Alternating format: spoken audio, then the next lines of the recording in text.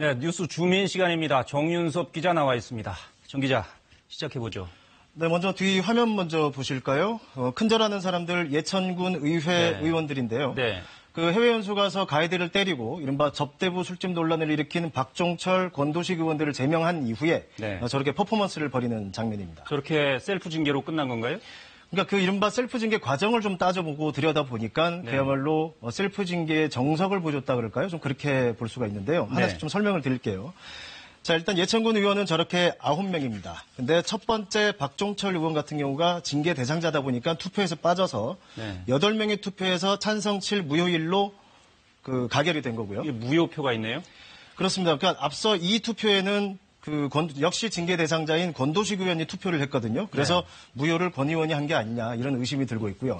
자, 이번 두 번째 설명을 드리면 권도식 의원에 대한 제명 투표는 앞서 박 의원이 이미 제명이 됐으니까 8명에서 했고 또 권 의원은 당사자다 보니까 빠져서 7명이 투표를 했고 찬성 만장일치로 제명이 가결됐습니다. 무효표가 사라졌죠. 예, 그렇습니다. 어쨌든 저렇게 2명은 제명이 됐고 저 이영식 의장은 어떻게 됐어요? 그렇죠. 남은 사람이 이영식 의장입니다. 폭행 원인을 제공하고 폭행을 말리지 않았다는 의혹이 제기되는 사람인데요. 그러니까 나머지 이제 2명이 제명됐으니까 7명이 남았죠. 그러니까 역시 본인은 대상이니까 빠져서 투표를 해서 6명이 투표를 했고 찬성 4, 반대 2 저렇게 가결된 상황입니다. 네. 그래도 의장에 대해서 반대표는 있었지만 찬성이 더 많긴 하네요. 그런데 제명이 안 된 거고요. 그 이유를 따져보니까 그 제적위원회 3분의 2 이상이 찬성을 해야 되는데 모두 9명 중에서 박종철 권도식 의원이 제명이 됐으니까 7명이 남았고요. 제적위원이 7명이기 때문에 3분의 2 이상은 5명이 되는데 단 한 표 차이로 저렇게 제명이 안 된 겁니다. 원래는 이 3명을 제명하겠다 하는 거였었죠. 그렇죠. 어제 이제 윤리특별위원회가 구성이 됐는데 이 윤리특위가 이 문제의 3명이 빠진 6명이거든요. 이 6명이 공교롭게도 마지막에 직접 투표를 한 6명입니다. 그런데 자신들의 결정을 투표로 뒤집은 셈이 된 거죠. 네, 예천 국민들이 화가 많이 났겠는데요. 네, 그렇지 않아도 뭐 이번에 미국에서 뭐 스트릿바를 출입했다 이런 논란이 일으키고 있는 최규일 의원도 예천군이 지역구다 보니까요. 그 지역의 주민들의 분노가 좀 많이 커지고 있는 상황입니다. 네, 뭐 그거는 공교로운 일이라고 봐야겠죠. 다음 소식은요?